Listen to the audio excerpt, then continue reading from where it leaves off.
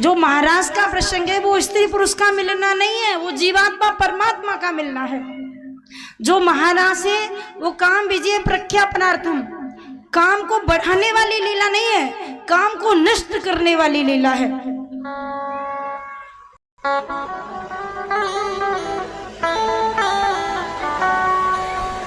इसलिए भगवान का एक नाम है मदन मोहन। मदन माने काम, काम को भी परास्त कर दिया, पसीना निकल गया कामदेव के। कैसा है योगेश्वर कृष्ण, इसलिए उसको योगेश्वर कहा जाता है। योग नाम सर्वेशा मदगते नान्तरात्मना श्रद्धा बाण बजते यो मास में युक्त तमो मतः।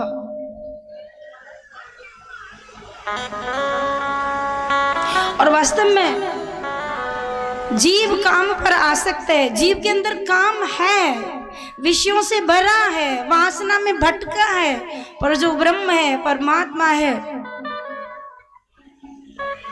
जहां काम तहां राम नहीं, जहां राम नहीं काम, तुलसी दो न रह सके रवि रजनी एक ठाम। जहां सूर्य है वहां अंधकार नहीं होगा, और जहां अंधकार है वहां सूर्य नहीं होगा, सूर्य का प्रकाश नहीं होगा।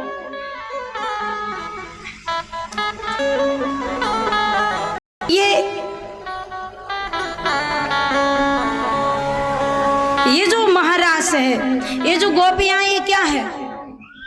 भगवान ने स्पष्ट कर दिया कि गोपी किसी स्त्री का नाम नहीं है।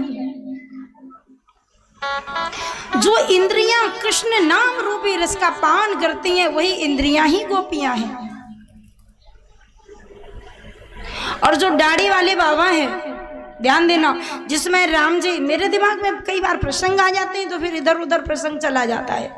भगवान श्री राम जब वन को गए, तो जब वन में गए तो जानकी जी को साथ ले गए। जानकी जी को देख करके कई ऋषि मुनि राम जी को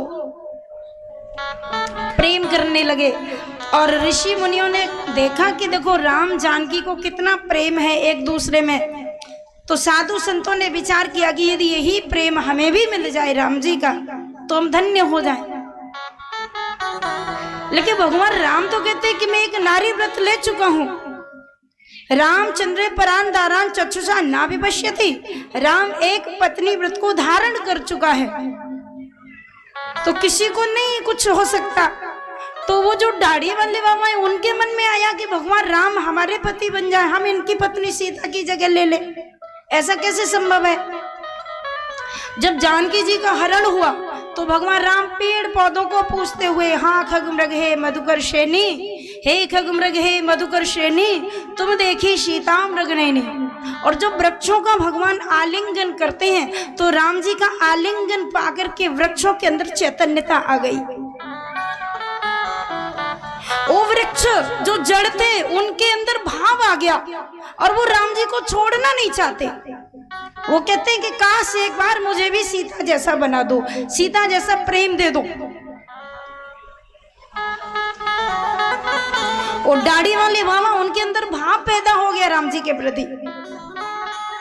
तो भगवान राम ने इशारा कर दिया, अभी तो मैं त्रेता युग है, मैं राम हूं, जब द्वापर युग आएगा तो कृष्ण बनूंगा, तुम सबको मिलूंगा। तो वो दाढ़ी वाले बाबा गोपी बने आकर के। और इसके बाद भगवान कहते हैं कि जो वेद के 1 लाख मंत्र हैं वो श्री राम वृंदावन में गोपियां बन गई जाकर।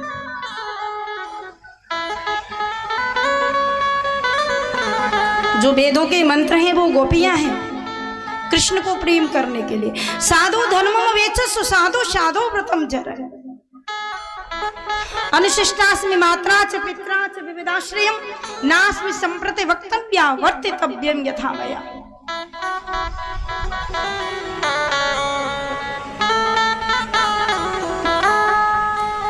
तो ये लीला थी भगवान की। इसलिए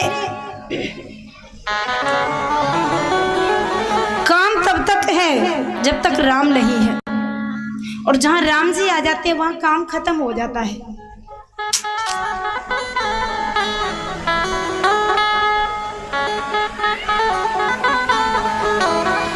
तो यहाँ वृंदावन में भगवान राम ने, कृष्ण ने काम का आश्रय लेकर नहीं, योग माया का आश्रय लेकर के बंसी बजाई।